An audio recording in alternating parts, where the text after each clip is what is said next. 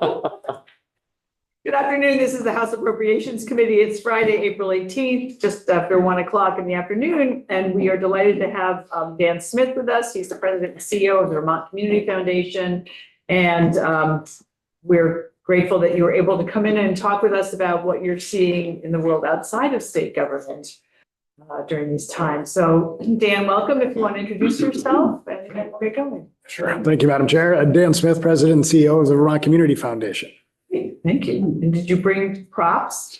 I brought a few copies of our annual report and another publication that comes from the McClure Foundation, which is part of our organization, which is the most promising jobs brochure that they print on an annual basis, just to give the committee a flavor for some of the things. Okay, great. Thank you. I will dive in if that works. I've now met everybody on the committee. It's been a while since I came in to the State House to provide comment. I used to spend more time here in other contexts. I was invited to share my perspective kind of broadly on the conditions of Vermont communities in the moment we're in, and I'm happy to do so. I would qualify it by saying I'm not following the day-to-day policy questions that you all are wrestling with. So take my commentary as a set of categoric observations as opposed to observations that may have specific bearing on some of the things you're wrestling with. That said, I welcome a dialogue. You guys can tell me I'm nuts if I'm misreading anything. I welcome that too. For those of you who don't know, the Vermont Community Foundation was founded in 1986 to be a source of enduring philanthropy that supports Vermont communities. We've grown over 40 years to support roughly 1,000 different funds, a constellation of funds that are committed to the vitality of Vermont communities. About 60% of those funds are what are called donor advised funds, meaning we retain a relationship with a family or individual who's created one of those funds. We advise them on their giving and we help them analyze the ways in which their philanthropy in Vermont will be more fulfilling. Another 20% are nonprofit reserve and endowments that we co-invest, that we manage on behalf of smaller organizations because we have access to different strategies, because we've aggregated that capital. And then another 20% is really community impact programs, which are discretionary to the VCF and allow us to go to work on community problems that we want to address. We are also the organizational home of several supporting organizations, bigger foundations that are part of the VCF. And I would, Let's Grow Kids is part of the VCF family. The McClure Foundation, which has done a lot of work in college access and career training. The Curtis Foundation, which is the largest private scholarship grant maker in Vermont. And a smaller sporting organization, the Addison Community Athletics Foundation, which manages the Middlebury Indoor Tennis Facility. And I share that because I believe it's nearby the chair's district. So my experience at the Community Foundation, and I know people want to talk about what we're hearing from the nonprofit sector right now, and I'll get to that. But I think the context is enhanced by what the experience of the last 8 years since I came to the Community Foundation has been. I started in 2016. In August, 2 months before the last 2016 presidential election. After that, the board came to me and said, we really need to think about the relevance of philanthropy in terms of the experience of Vermont communities. And so we organized around a theory and a focus in Vermont communities called the opportunity gap. Based on the work of Robert Putnam, who's a political scientist and done a lot of research around community building. But Putnam in his book, Our Kids, had a comment in the final chapter, and I'll quote it. We might ponder whether the bleak, socially estranged future facing poor kids in America today will have unanticipated political consequences tomorrow. So we oriented our work around how to change those circumstances. So elevating the work of Let's Grow Kids and access to high quality childcare, making sure kids can show up to kindergarten ready to learn, access to college and career training. The McClure Foundation has now piloted a pathway to a free associate's degree at the Community College of Vermont, leveraging the early college program.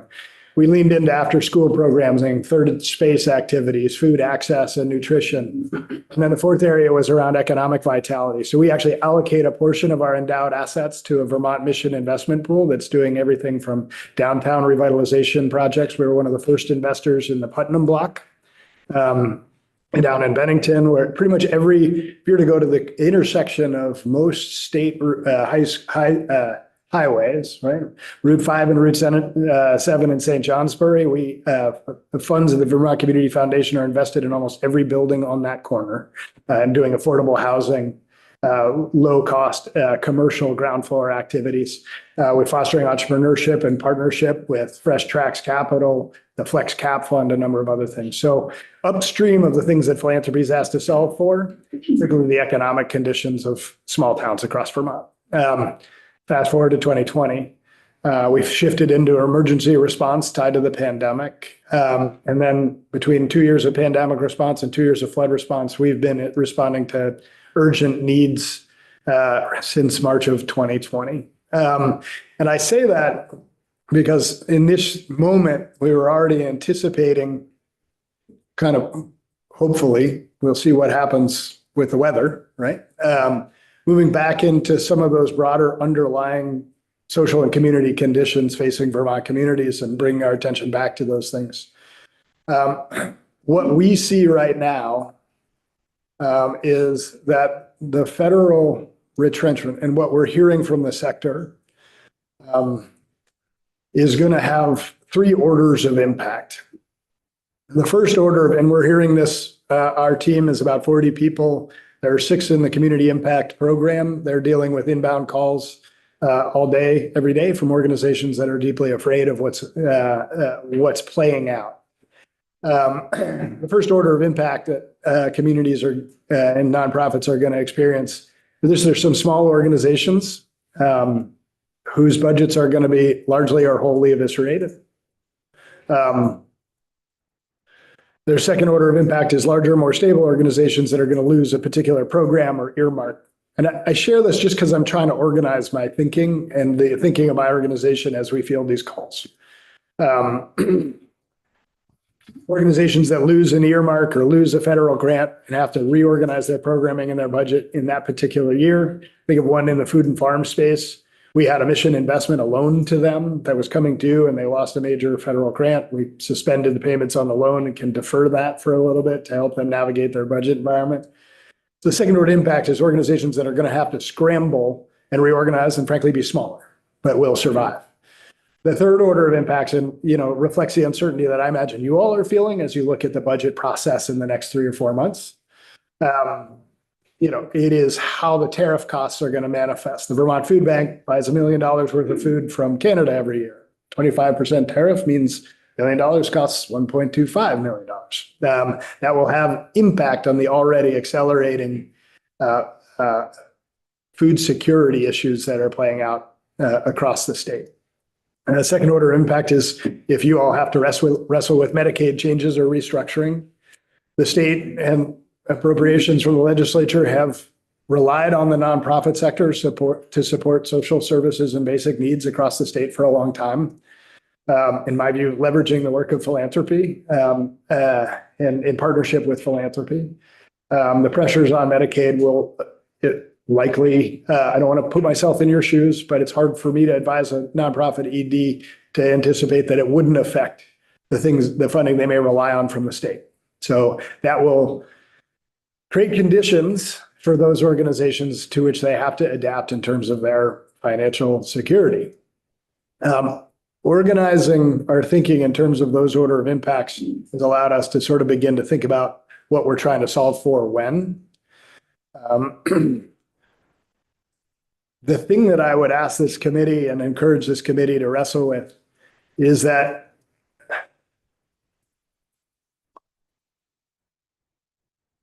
the scope of the problems that are being created and have frankly pre-existed this moment in Vermont are going to be bigger than one legislative session and one round of grant making to solve. And so I worry that the pace in which we seek to respond to the inbound crisis-driven inquiries distracts us from the underlying economic and social conditions that are abroad in Vermont, and will make our systems deeply unstable. Our healthcare system, our educational system, our social network It supports the services of small places and our economy. 12 of 14 counties never recovered from the 2009 recession in Vermont. We have a declining high school graduation rate, which has been declining from pre-pandemic, from 2017 to now. We have the lowest college continuation rate in New England by a fair margin. And between 2023 and 2024, we're one of 3 states that lost population. So I think about it from a community standpoint. What does it say about communities if less people want to live there than do want to live there? Now, that'll come and go and based on other conditions in other places. But in 2019, VPR did a broad survey of Vermonters called the Working Land Survey, and they presented more than half of Vermonters, particularly low-income Vermonters, indicated they would advise a young person to pursue their future somewhere else. I think my hope is that the legislature will spend time, as much time focusing on those long-term systemic conditions as you do focusing on the near-term crisis that's being elevated. Because the unwinding of federal resources at some level was coming. Patrick Leahy, so U.S. Senator Patrick Leahy doesn't sit at the head of the table in the U.S. Senate Appropriations Committee anymore. That ARA and IRA, I don't have to tell you what the money that's unwinding. It's being accelerated and made, in my view, more mean-spirited by some of the actions that are being taken. But that all lands on communities that were uniquely dependent on public funding already. So the long path and the important path is to focus on things like how you foster greater ability for people to start and own small businesses and foster entrepreneurship, pathways to housing and particular home ownership. The McClure Foundation identified the 4 occupations that are growing most quickly in Vermont: teachers, nurses, carpenters, and accountants. If we don't create pathways for teachers and nurses to be able to afford homes and that they own and build equity in and put kids in schools in the districts of, then we're going to further corrode both our care network, but the middle class in Vermont in ways that in the long term are deeply unsustainable. There are things I think the legislature has set the table for that do that, and I want to celebrate those things. The investment in childcare is, I think, a vital step in terms of fostering a stronger family-raising, economically rational condition for people to condition in which people want to live in Vermont and be in the workforce. The early college program and the McClure pathway to promising the free degree promise is another mechanism for creating an on-ramp to opportunity in this state. Some of the steps that have been taken in the last few years around housing are a good start. But if we don't move more dramatically in shorter order on those big things, we will continue to get older, smaller, and poorer.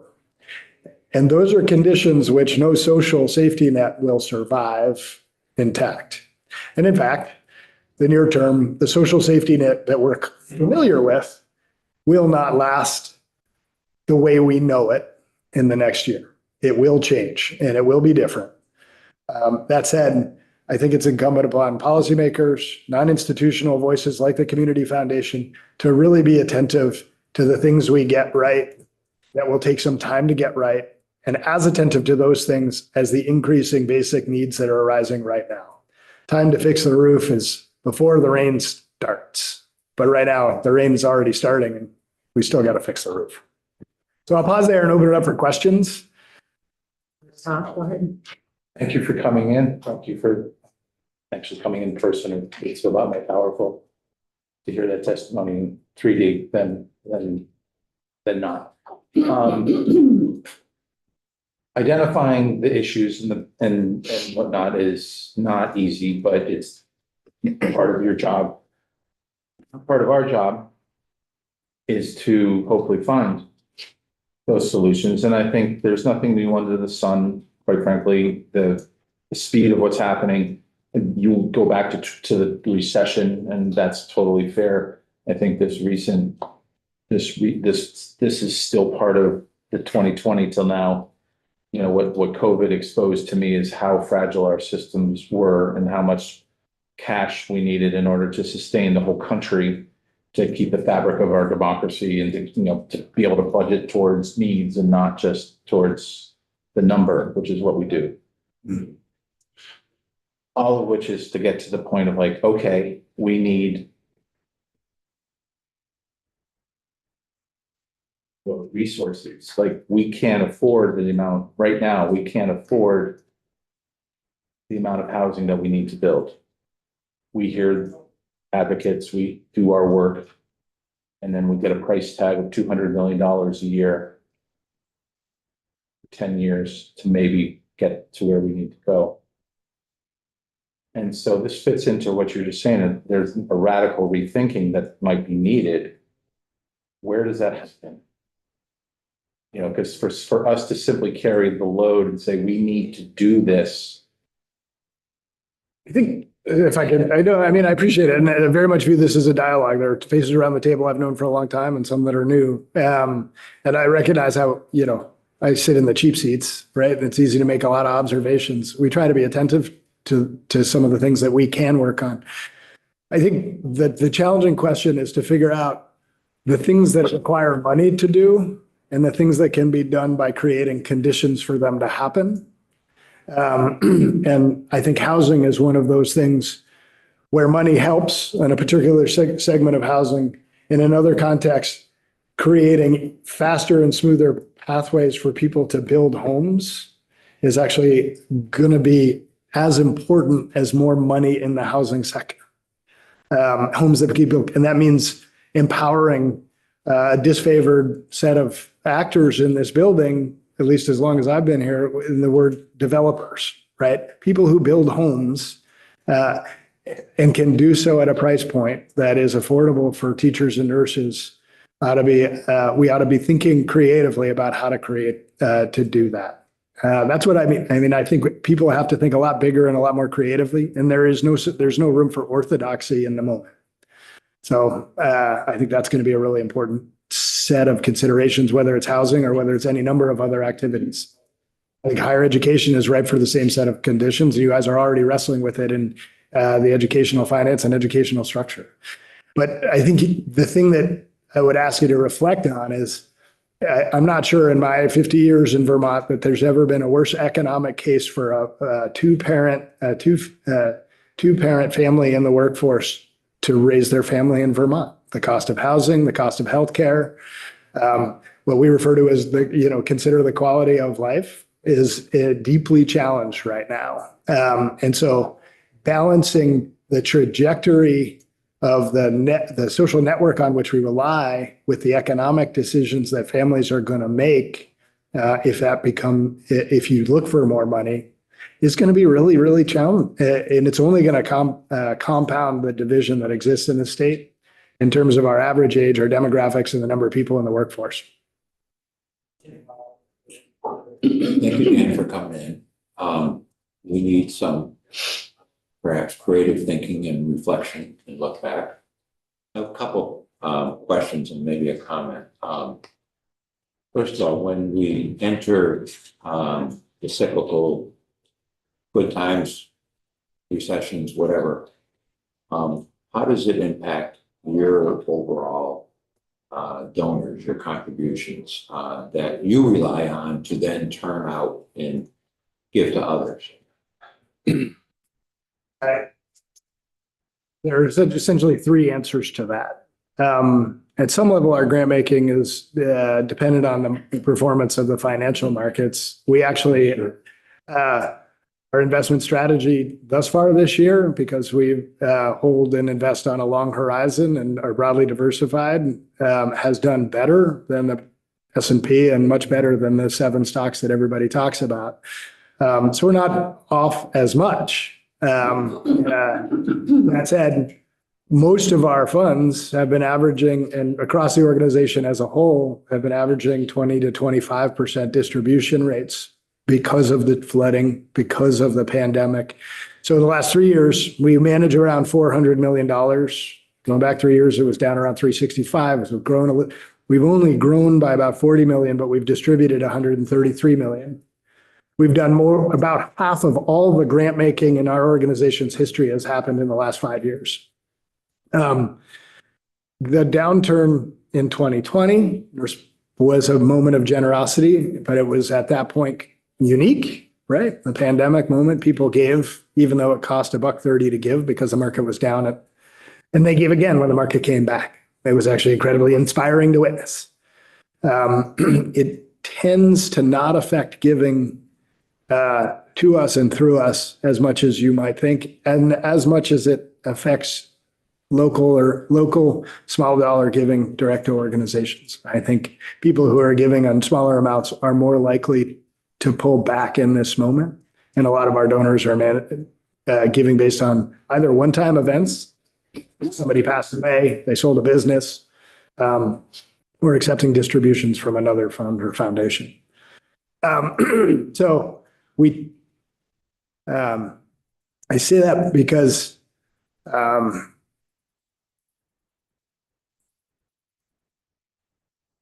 the story that we believe in is that Vermonters continue to look out for one another, and they do so in hard times and in good times. And I think what we see is people giving to and through us in generous ways, especially when times get hard.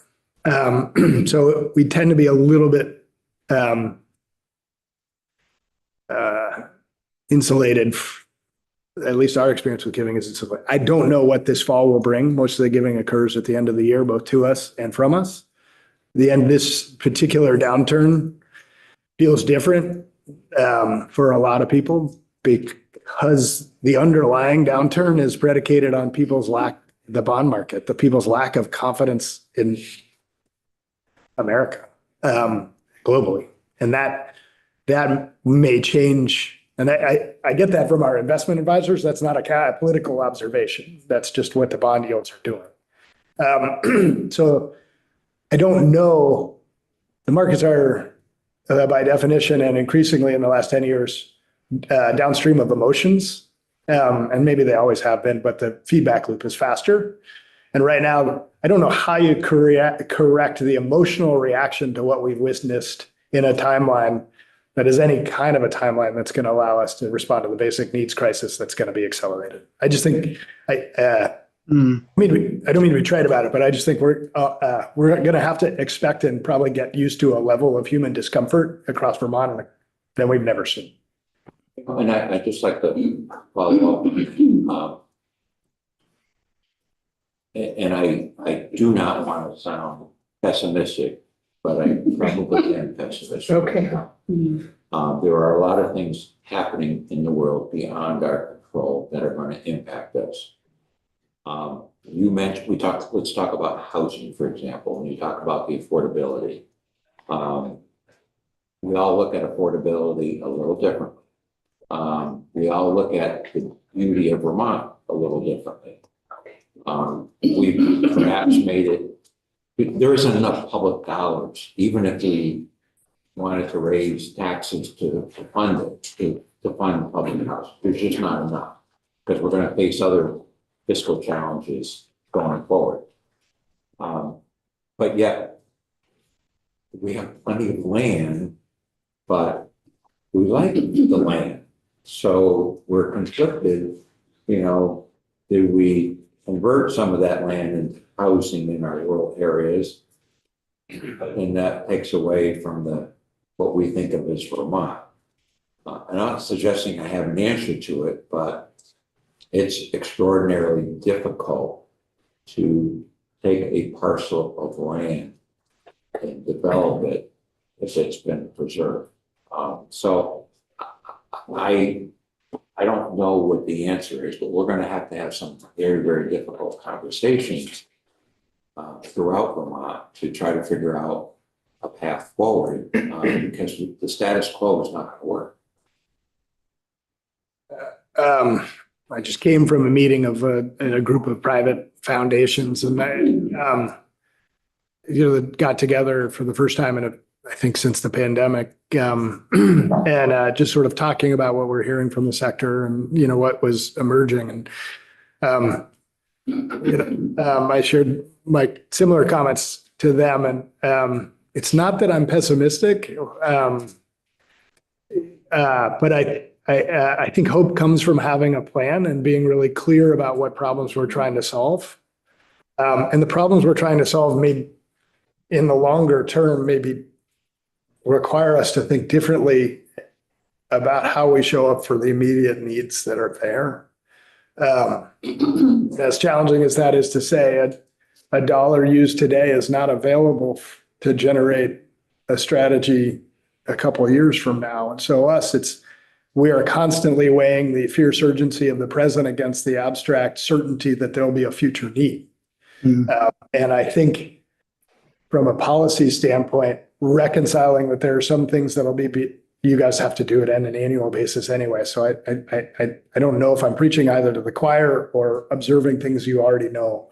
But like from a policy standpoint, staying resolute in the things that will be able to make progress over time and the ways we can do that within the limited resources that we have at hand versus the space we can create, whether it's housing or thinking differently about governance, or thinking differently about the scale of government. And I say that reflecting on some of the conversations around regionalization and the opportunities to achieve higher impact across a broader scale instead of relying on 255 cities and towns, of which 200 are smaller than 2,000 people to solve.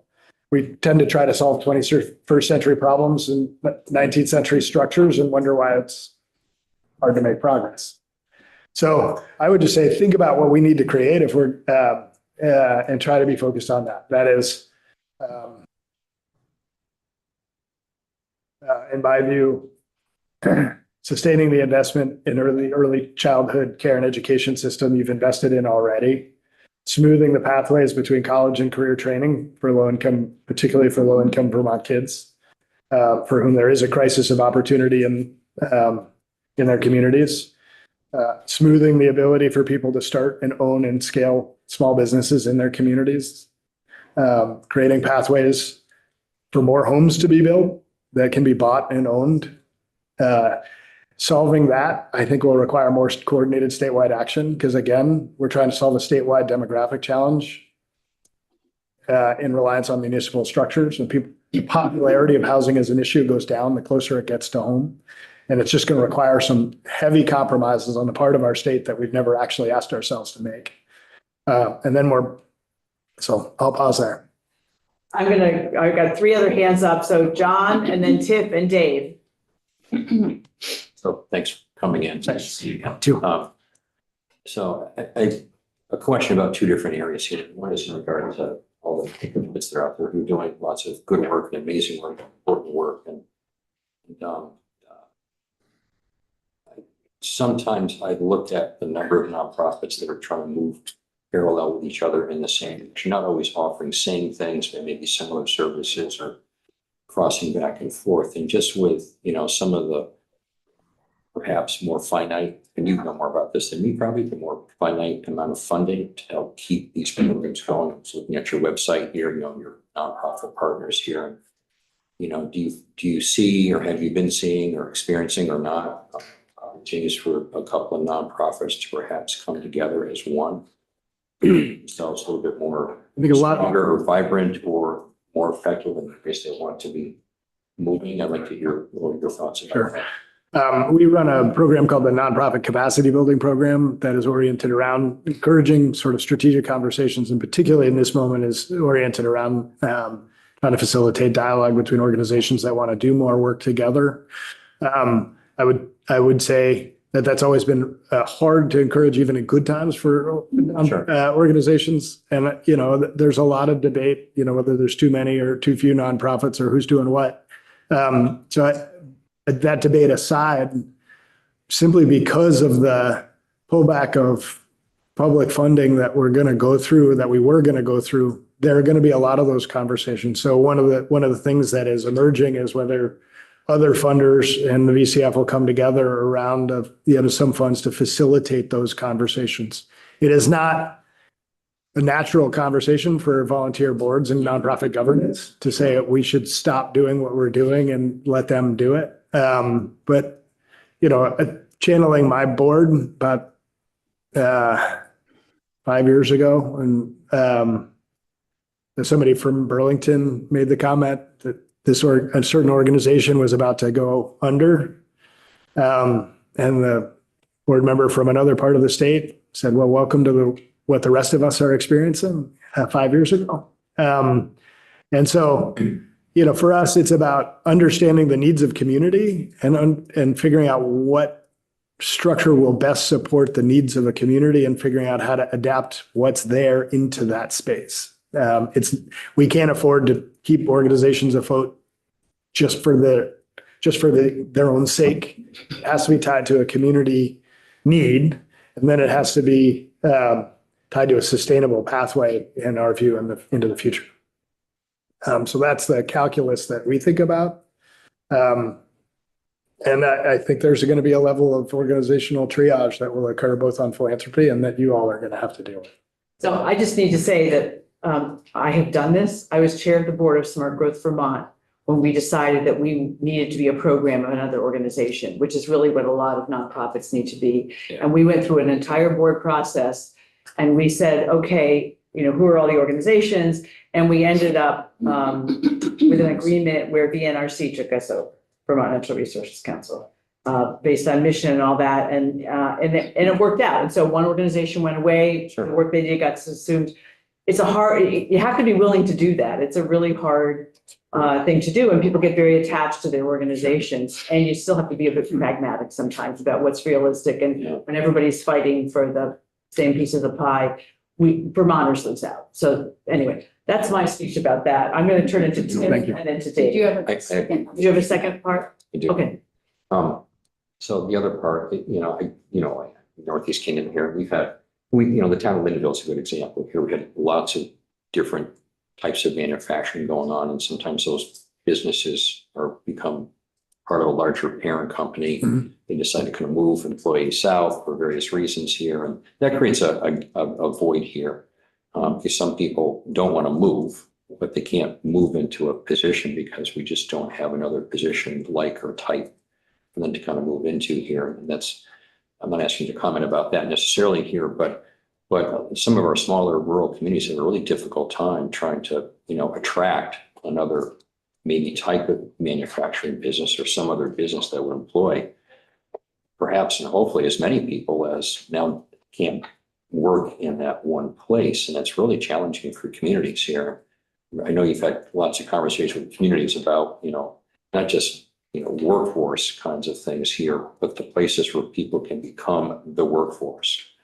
And we've just seen that happen here for so long. Our demographics are changing here for sure here. I mean, we our average age over my way is, I'm almost there.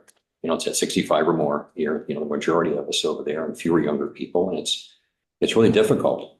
And so, with your conversation with communities here, what kinds of things can you or have been suggesting here to enhance interest and perhaps some type of business that would hire more than 3 people?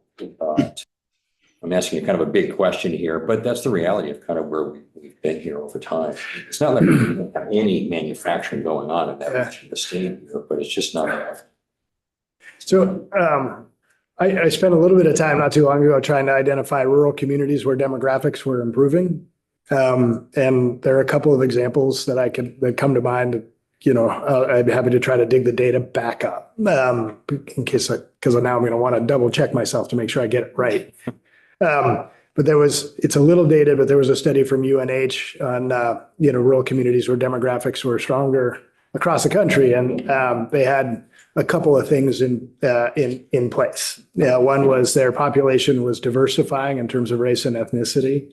They were proximate to free and accessible outdoor recreation amenities. And third, they had a high degree of startup velocity, right? Meaning there were small businesses and there were businesses being created. So that informed some of our strategy, both with our mission investment portfolio. It's about $22 million that we manage in startups and affordable housing and downtown revitalization and food and farm activities.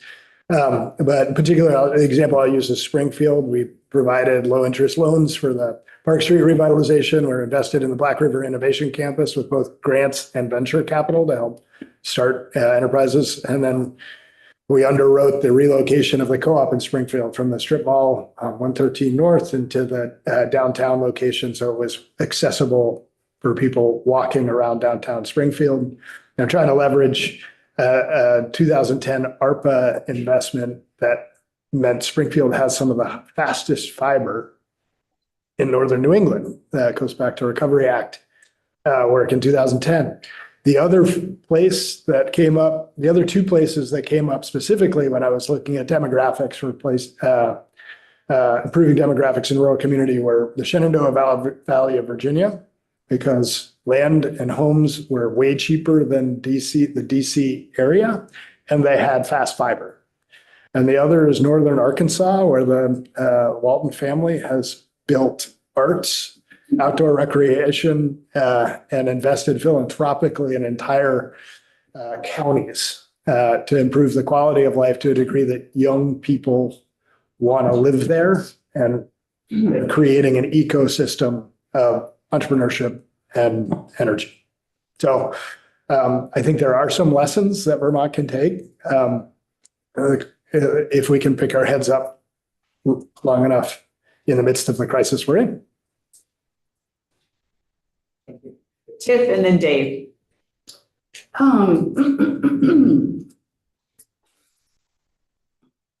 So I'm wondering how you think about the ideal role of philanthropy, and whether you feel that that the voice of the philanthropic sector and even the nonprofit sector is heard in this building. And I heard you say earlier that we have, by implication, that we've missed opportunities to really focus on kind of the long view and investing in not just immediate needs, but in over the long term. And I guess I want to invite you to be really blunt with us. And because, I've known you forever, not forever, but from GBIC, through BTC and this, and I've seen the way that you work, and I have a great deal of respect for the systemic way that you approach things. And I am not aware really that we've heard much, but we've invited the philanthropic sector in to reflect on what is happening out there and what opportunities may we be missing. And I can do that. As long as we trust and treat it as a conversation, because I'll qualify it that philanthropy is not a monolith. And the nice thing about the Community Foundation is that we're big enough that no one funder can tell us what to do, but we're small enough that we really have to be attentive to what's going on in the places we care about in order to stay relevant. And so other foundations will think differently, and we certainly don't speak for the nonprofit sector as a whole. So I lie awake right now wondering why it has been so hard for Vermont to make progress. We're really good at problem identification. Our demographics the greatest gift coming back to Vermont as a young person has given me is that 25 years later, I'm still the youngest person in the room. I'm number 3 on this.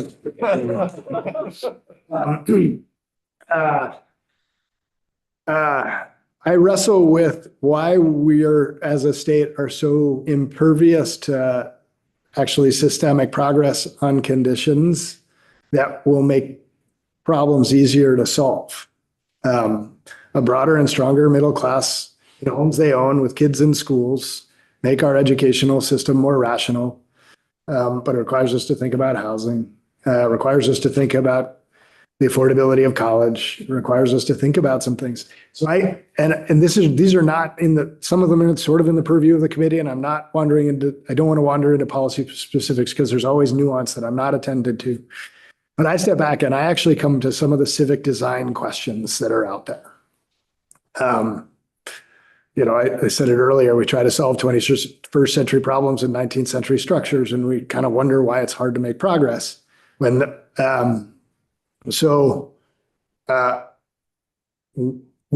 underwrote and worked with the Federal Reserve Bank of Boston in a community engagement process called the Working Communities Challenge not too long ago.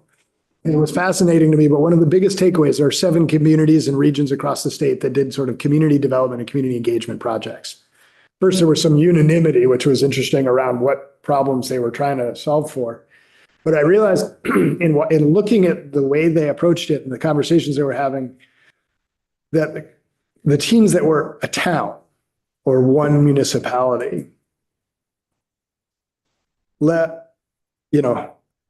meant that the surrounding communities, by definition, which were smaller, weren't a part of the discussion.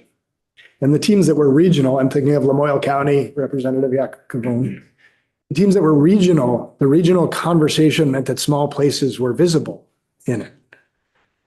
And I think there's a counterintuitive lesson for us that's worth reflecting on. That is, sometimes regionality allows small places to be seen better. And we saw that in flood response. We saw that in some of the pandemic response work. Regionality allows small places to be brought along. And the challenge will be how to do that without asking small places to mortgage their identity, which is a fair and complicated challenge. The other question, it just takes time. So the accountability loop for you all, 2 years of elected office and 1-year budgets, 2-year gubernatorial cycles, these are all third rails. Tiff's question about philanthropy, I feel like one of our jobs is to identify those third rails and grab them because we can absorb the shock, right? We're not a political organization. We're not a partisan organization. We're one of 2 states left that has a 2-year gubernatorial term, right? Like, what problem can we solve between January and November? I'm sorry. I mean, like, the design doesn't work for problems at the scale that we have. And if you look at major civic reform movements, they don't usually come from inside the political structure. They come from non-governmental, apolitical actors beginning to talk about that. So I see a role for philanthropy and non-governmental actors to begin to ask some of those questions with the hopes that it makes it easier for us to make progress over time on some of the big challenges we face. Great. Thanks. Dave. Dan, thank you so much. I'm going to set the table here and then ask you a question. Admittedly, when I set the table, it's from views that may not be entirely accurate, but those that have shaped much of my working career. Imagine the child who's blessed to really land in a nice childcare program, but when he or she goes home at the end of the day, the cupboards are bare, the landlord's knocking at the door for the back rent, dad's upset because the boss chewed him out because he was late yet again because the car didn't get him to work on time because it broke down again. Mom and dad sometimes communicate more with their hands than they do with words. And the child's raised in that kind of upbringing. And I'm just wondering, how do we strengthen families? How do we build resiliency? So families, there's a whole cohort, I believe, that struggle in the power of poverty, who can come out of it okay, can nurture their children to make sure that they succeed. So my question is, how do we strengthen families in this kind of climate? Well, Jesus, David. Dave's never won No, easy questions. no.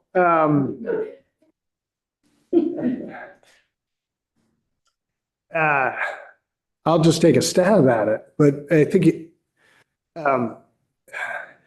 my sense of building structures that have respect for families and try to create space for the evolution and the learning that goes along the course of being parents and families. And I don't know what that looks like, but I do think one of the things we see is that when there are times of major civic volatility, the value of association and the ability to see our neighbors for who they are and what they're experiencing becomes more and more important. And so there's no shortcut to creating the conditions for families to be stronger and for communities to hold them with care and empathy. I think there are systemic conditions, David, that are upstream of all the things that you described, right? The underlying economic base of a community that means that dad has fewer options or that mom has fewer options. The fact that they're in a rental unit and haven't been able to move into a home that might be able to buy and own and fix up. So there are questions embedded in there that are both systemic and cultural. Culture is the pattern of repeated behaviors. And so how do we make sure our civic structures and our community structures hold the family unit with empathy instead of judgment? And I think that's really, really hard in a time when the divide between people who do work that requires a college degree and do work and people who don't have that degree is even wider and more foreign than it's ever been. And if you look at the underlying conditions of Vermont and who's economically vulnerable, the absence of a college degree is a pretty steep indicator. And we continue, as I said at the outset, to have a really low continuation rate. And so I think the underlying economic and social conditions of Vermont play out in the context of the heartbreaking story you just created. And there are, of course, programs and things you can fund. But programs are not systems. Systems become sustainable by virtue of their own recurrence. Culture is a system, I think, because it creates a pattern of repeated behavior. So the ways in which we can affirm that we're going to do our best to make sure those kids don't get left behind, not just from programs, but from culture, I think is what comes to mind. And that's a dissatisfying answer probably for a policymaker who's got to write checks or decide how to spend money, because you want to have an answer. And I don't have one other than changing behavior. Thank you. Thank you, Dan. It's really hard to do. Takes time. More questions? Tom, sorry, I had you down. I And Mike. You should look at my list. started off by being fairly crass and laying it all on money. And that's on purpose to try to get this conversation going, but I do really want to take a moment to appreciate the fact that we all look at you for answers, where I think the organization is providing tools for helping us to get to the answers that we need to get to. I think it's so symbiotic. Appreciate the stance, but I also just really want to say publicly, thank you for over the last 5 years for being responsive in a way that, at least in my time in the Vermont for 30 years, I never perceived it to be quite as responsive as it's been since COVID, and with the flooding and with the amount of tools, whether that's funds for organizations or support for organizations figuring out how to get through this. I mean, we are, I think, at a point of deep evolution and to adjust to what's the reality in front of us. And I think BCF has been very responsive in its way to helping and providing the tools for, I'm thinking recently with the flooding, for municipalities to receive funds in a faster, more efficient and less string-free environment so that they can get the work done, given the fact that everybody's freaking out. And then those organizations are really are responding to some really serious, not just climate-oriented stuff, but personal PTSD, if you will. And the organization, in my experience, has been it's a step beyond to respond to the crisis in the instant, to use those dollars that you might have thought might be differently useful 5 years from now, 10 years from now. And so however you manage that to balance off what you have to spend today versus what you want to fund or cultural changes you want to help with as the years go on, that's not simple. So sorry that we keep asking you for more answers than you're really set to provide. I won't accept the apology because I don't think it's necessary, but I appreciate the organization has tried to step up in different ways in the last 5 years than we ever had before, and it's part of the expectation of the board. And I'm at this point for apologies for those who I didn't know before this meeting, but I'm sort of a known quantity for some folks, and they hired me to take the VCF from being a transactional organization to a difference-making organization, and that's, for a guy for whom the communities in which he grew up are a defining purpose. It's been a privilege to be able to be in a position to be an actor in response to things like the pandemic and the conditions that accelerated in the flood. So, and I do think we, by virtue of the conversations we have across the communities, across the nonprofit sector, in every corner of the state, there's a level of insight that our fund holders value in terms of the ways in which they can make a difference. And that increasingly, if it's helpful in the terms of the public forum, for us to be able to make some observations that help guide public policy, I'm happy to answer to the best I can. So, Thank you. Mike. Thank you. And thanks for all your work. Touches so many places, and thanks for some of the points you've made. I especially take to heart the point about our governance here. I think it's time to look at how we do things here. And my own suggestion is, I think we should go to 4-year terms for everybody. It's hard to get anything done in 2 years. In a more complex world, it's difficult. I appreciate your points earlier too, and I think the new book by Ezra Klein, Abundance, points out a lot of the similar things, and I'm going to have to indict myself and my progressive brethren right now too, as he does in his book, sharing how a lot of progress is being held up by progressives who hold the powers, the levers of power, and have basically stopped things. I think his big example is after the last recession, there was a sentiment to create high-speed railway in the country. Billions and billions were put into it, and yet to see any. And it's the regulatory excess that really stopped it. And I think I and others need to take a good look at our role in that. And I think on both extremes, maybe we need to move to the middle more. And I think part of that is also economic. I describe our economic landscape now as have-nots and have-yachts. And there's not a lot in between. And the middle class is shrinking. And this is one of the things that makes this country great, I think. As we move along, I think people are going to look to you and the same way they look to us, is that you're going to fill in all the holes, right? And I'm already telling people we don't have the capacity if the holes get as big as they could. But one thing I appreciate also is the emphasis on early childhood, former child care provider, administrator. I think it's a foundational piece here. As we move along, as you move along, that's one place I can encourage continued investments and also whatever you can do to get more bang for buck. I think we really have a place there. Thanks. I appreciate that. I would just say, there's no need for indictment. I think that the question is, just what are we prepared to do to move more quickly than we ever have before on some of the things, and that is, I think, compels everybody to get a little bit beyond any orthodoxy that they hold. And I don't have the answer specifically. I can't tell you what part of ANR or what part of Act 250,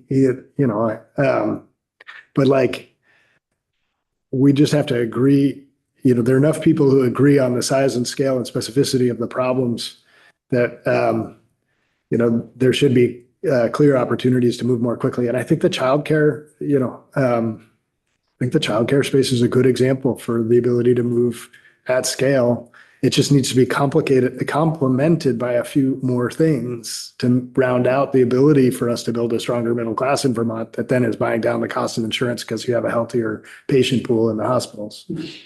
Sort of like looking at the whole family, not just parts of it. It's a more holistic view, but it's a start. Yeah, I always wrestle with sorry, if I could just, I wrestle, what I love about the Community Foundation, this goes back to higher education. When I was at Vermont Tech, we had a real crisis in terms of math readiness.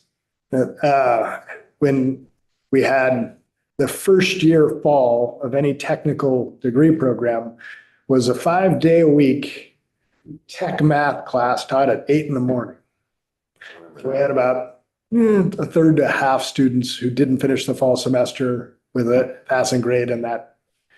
There were people on campus who said, well, the problem is they're not showing up ready. They don't know how to do it. It's like, well, there's a different maybe design problem around 18-year-olds at 8 a.m. Where I would have been on Friday morning at 8 a.m. at that age. But they wanted to blame the high schools. And you talk to high schools and you talk to teachers and what they were dealing with in terms of their classrooms and their students and they wanted to blame elementary schools. And then the conversation became childcare and parents, and everybody had a different piece of the puzzle who they saw as driving the problem. And the reality is any one of those points of leverage are going to be important, but they can't be an exclusions of the other. It can't ever be an excuse not to act in your own purview. And I feel the same way about a community right now in our work in community. If you focus on one thing, I love, I'm on the board of Let's Grow Kids by virtue of being part of it. Sir Kenny's right here, so I got to be careful what I say. The solution to childcare has to be complemented by housing that people can afford to buy and own, and has to feed strong schools that are tied to the community, and has to set the stage for pathways to training and college programs that are tied to economically relevant activities in the communities. If we want this cycle, so a lot of times we focus on a specific problem as opposed to the ways these things all intersect. And what I love about the Community Foundation is that we're not allowed to externalize any particular activity in a community. We can fix one thing in one place, but then if somebody doesn't have, if there's not some other support, then it's destined to fail, right? Sorry, complicated on a Friday afternoon. Well, silos don't work too well. Yeah. I appreciate the invitation. I want to recognize that it's Good Friday. I've now talked for an hour and some of you have drives. Well, we really appreciate you coming in. I have a whole page of notes. I'm sure we have lots of things to think about. And I think you made a lot of excellent points, which we appreciate. And, I'll just say, the Community Foundation is located in Middlebury. So I've been following it since Dave Rahr was there in 1992 and seeing quite a number of, and known many of the executive directors over the years. And it's been great to see what you've done and watch the evolution of the foundation to, I think others have said too, really stepped up the game in a very different way and not being transactional, but being more holistic and thinking about communities. So really appreciate all the work you're doing. And thanks so much for coming in. We appreciate it. So committee, this is it for the day. Enjoy your weekend. We will be on the floor and then we won't be back in this committee until 1 o'clock on Tuesday. Thank you.